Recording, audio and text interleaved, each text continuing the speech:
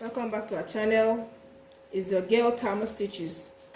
So today I want to show us how to draft a simple evening wear with an illustration like this. Gonna have the shoulder and the neckline will be joined together like a kimono, then to have a pencil skirt part joined to the upper part. So let's get started. I'll start by cutting the skirt first before I cut the upper part. The measurement I'll be needing will be the shoulder, the bust point, the under bust, half length, hip, and full length. Okay, so I'm about to draft the straight skirt. You know there are going to be two, the upper part and the lower part. I'm drafting the lower part now first. So I've marked out, here is my starting line, which is the waistline. Next is the hip line. The hip line is between 8 to 9 inches. Depends on the person. I think it could be 10 inches. Depends, but mostly it's 8 to 9 inches. So here's the hip line. From the hip line, I have the knee line. From the knee line, I have the full length. So let me insert the measurement I'm using today. Like I earlier said, the waist measurement is 37 for the waist. Normally, you know what I do. You can multiply them out before you start. So I just call the number straight for you, or I decide to do it while you're here. So I have 9.5 for the waist. 9.5. I will not be inserting that, and the material stretches. So I'll be inserting the exact measurement here all through. Then for the hip I'm using is 12 inches. 12 inches. Then from these 12 inches now, I'll minus 1.5 and place it on the knee. I want it to be a bit penciled. It's pencil skirt anyway, so I don't want it too wide. Same measurement from the knee, I'll take it straight down.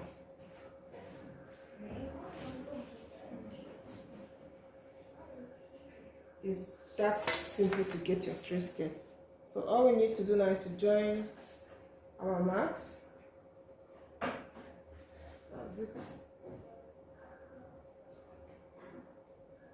Joining it from hip to the knee now, still on that same straight line. And I'll now join my waist to hip.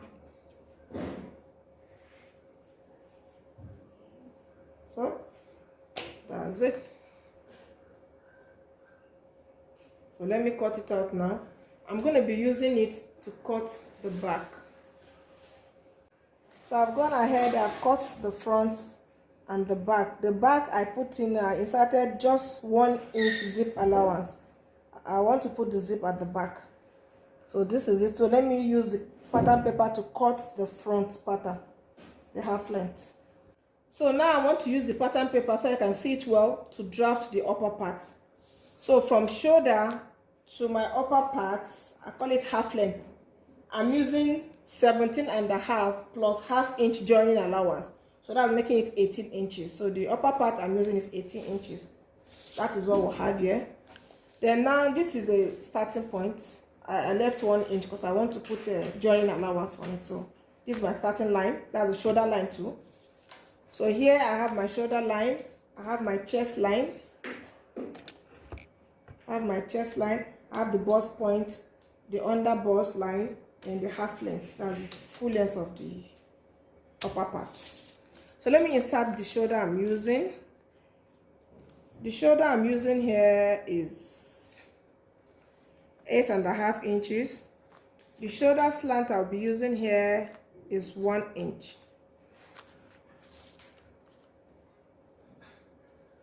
Standard neckline here is 3 inches. You know, our 3 inches, 5 inches measurement for the shoulder.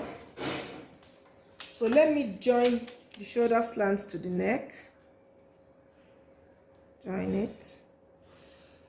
So I will now be extending this shoulder slant downwards. So extending it down. So this is what I have. This one is closer. So I've extended the shoulder line down. Now for the front, the neckline I would like to use, I'll be using 6 inches, or better still, not to be too deep, I can use 4 inches, 4 or 5 inches, whichever is better, because the material stretches, so, and there's a way you pull it down to become too exposed. So I think 4 inches is okay. 4 inches. So let me square it out so that you see.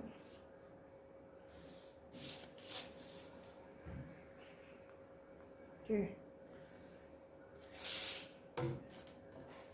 Because I'm using the front to cut the back, I'll be marking the back neckline. The back neckline I'm using here is 1.5 inches. So I'll use my curve ruler to make curve neckline.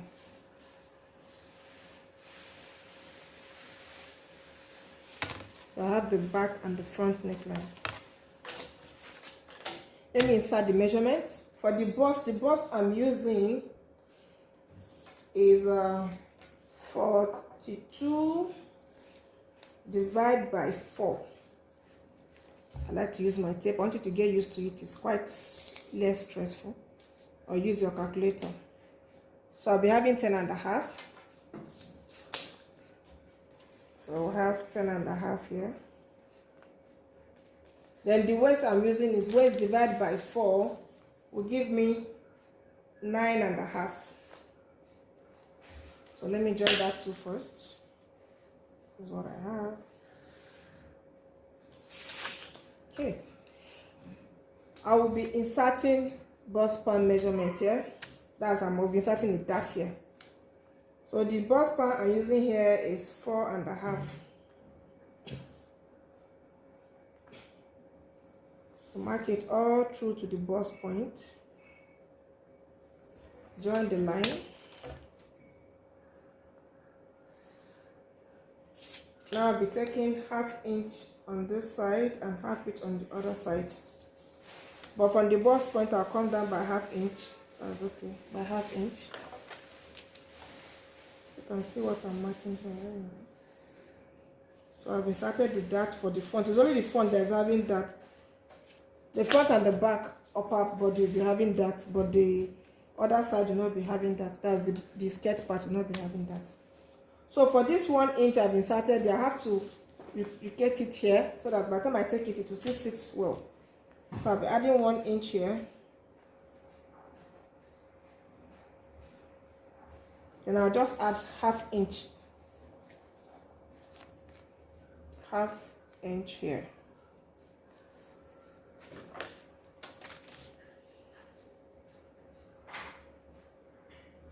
Okay.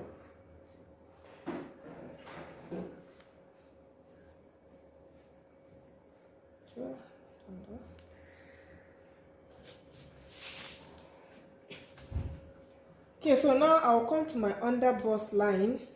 Notice the new line now. I'll just mark this out. I'll come to my under bust line. I'll go up by 1.5 or 2 inches. So I'll prefer to go up by 2 inches. 2 inches or 1.5.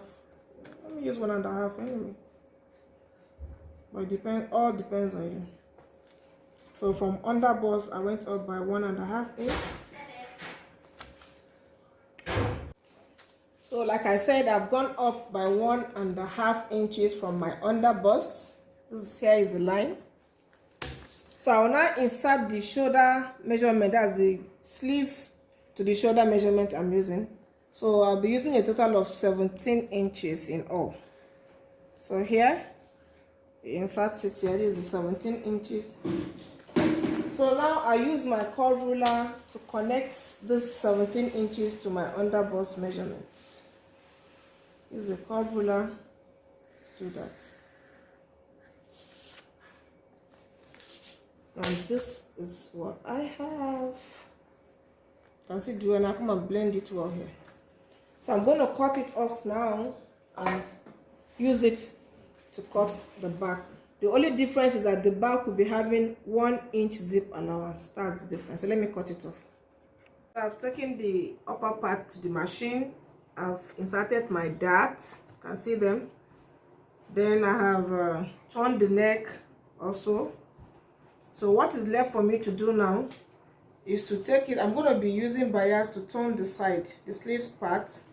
Once I turn it with bias, I will now join the sides, remeasure it and join the sides. I didn't really put a sewing allowance because it stretches.